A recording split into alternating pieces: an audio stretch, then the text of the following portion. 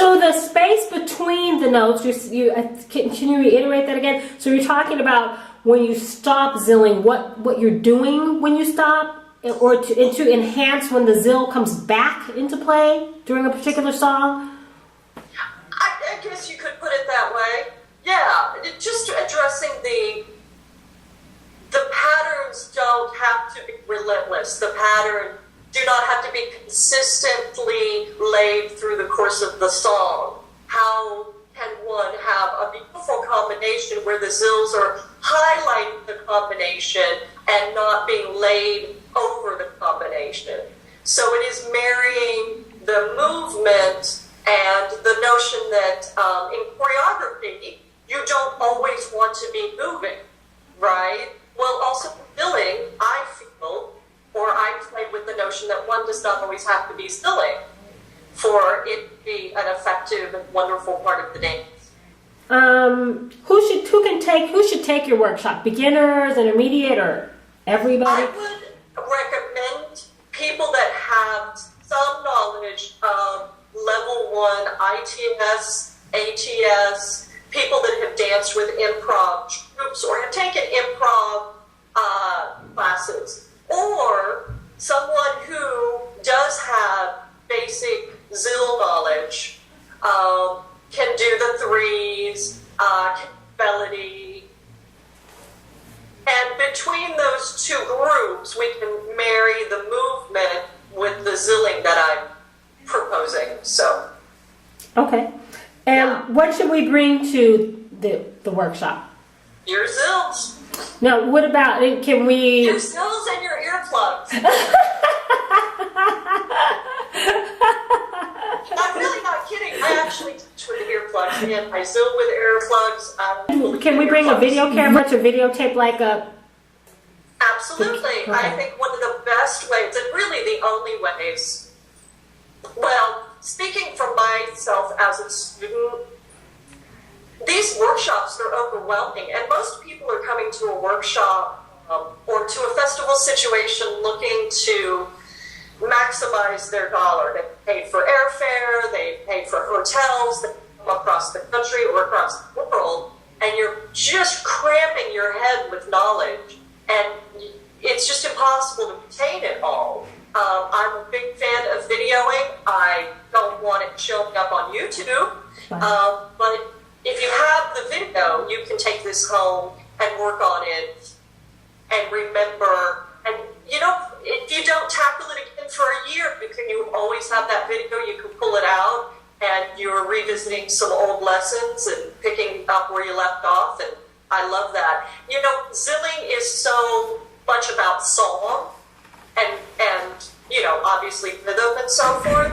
And you forget. You walk away and you forget the syncopation that you thought so dialed in, and you need to hear that zill melody again to go, right, this was what it was supposed to sound like.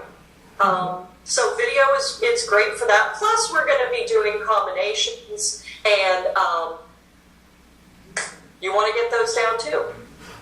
Wonderful. And then you're also doing Tribal Fest this year. And you're doing the balance of sound in motion with Tribal Fest. And that is Tuesday, May 14th. And so tell us what that workshop's about, the balance of sound and motion. Well, it differs from the Cues and Tattoos workshop in that we're really going to be talking about combinations and zilling with combinations, building up to a little choreography. Last year, this was an a cappella choreography, or a cappella zill piece with a choreography. This year, it's going to have that same feeling.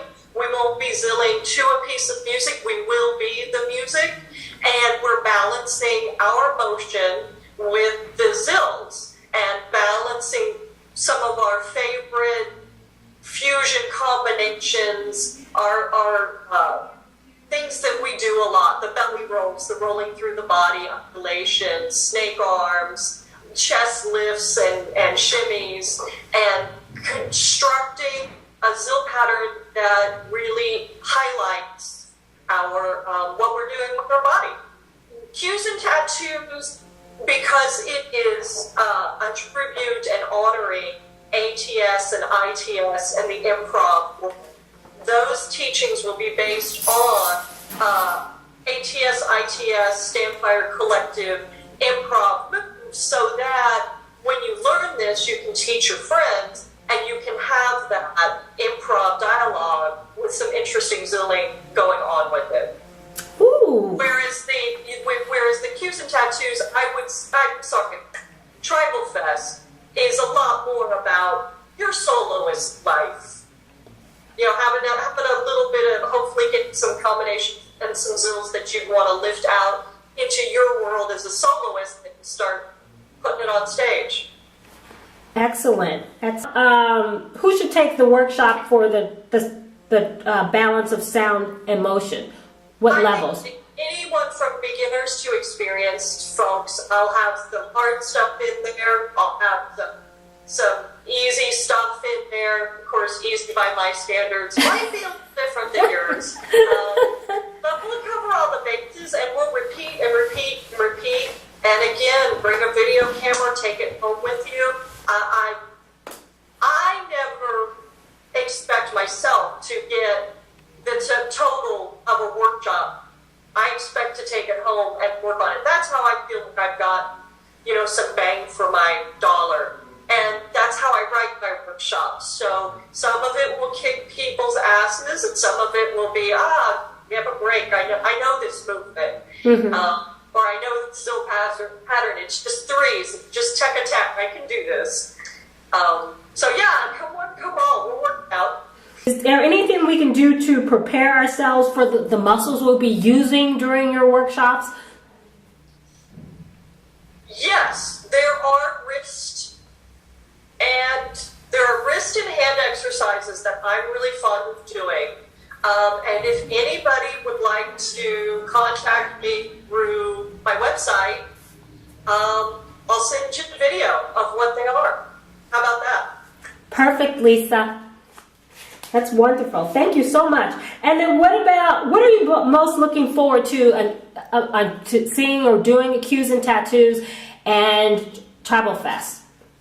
Cues and Tattoos,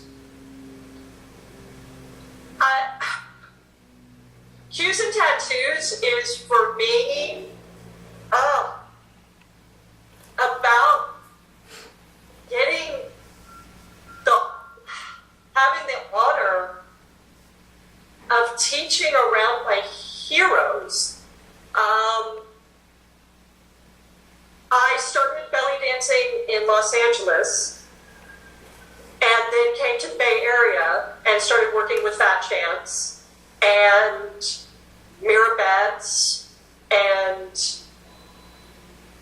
these are people that are teaching up there, and I'm a few doors down and I get to say hi and see them and be a big fan geek, and I'm really stoked about that. And I'm excited because I get to go out of town and be a teacher. That's pretty cool.